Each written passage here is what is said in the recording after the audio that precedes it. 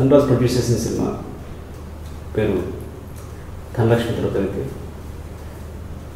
నాకు చాలా ఆనందంగా ఉంది, ఎందుకంటే ధనరాజ్ నేను స్ట్రగుల్లో చూశాను.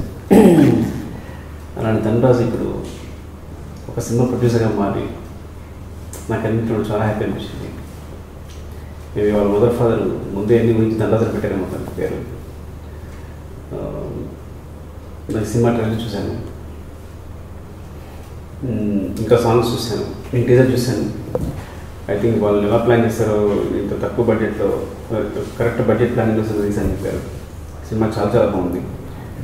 ఫస్ట్ ఆఫ్ ఆల్ ఏంటంటే నేను ధనరాజ్ మీకు అందరికీ కమెడియన్గా తెలుసు, నాకు డైరెక్టర్గా ధనరాజ్ రైటర్గా అంటే అన్ని విభాగాలను తనకున్న ప్రావీణ్యం తెలుసు.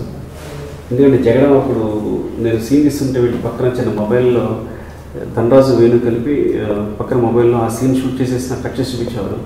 అమ్మో మీరు తీసిన సినిమా నేను సీన్ తీయాలి నేను భయపడుతుండేవాడిని. అలాగే తన సాంగ్స్ రాసేయగలడు, డైలాగ్స్ రాయగలడు. సో ఈ సినిమా సంబంధించి ఏ టెక్నికల్ అంటే ఏ శాఖ అయినా సరే తన ప్రావీణ్యం ఉన్నవాడు. కాబట్టి అలాంటి ధనరాజు నుంచి ఈ సినిమా వస్తుంది కాబట్టి మీరు అన్నీ ఎక్స్పెక్ట్ చేయొచ్చు. సో ఆ విషయం ఈ సినిమా పెద్ద సూపర్ కావాలని, సో ప్రొడ్యూసర్గా ధనరాజుని పెద్ద ప్రొడ్యూసర్ చేసేయాలని, బోడంత ధనం వచ్చి పడిపోవాలని కోరుకుంటున్నాను. ఈ సినిమా కాదు ఏ సినిమా సరే మీరు థియేటర్లో చూడండి. Kill piracy. కష్టానికి ఇప్పుడు డెఫినేషన్ మారిపోయింది డార్లింగ్.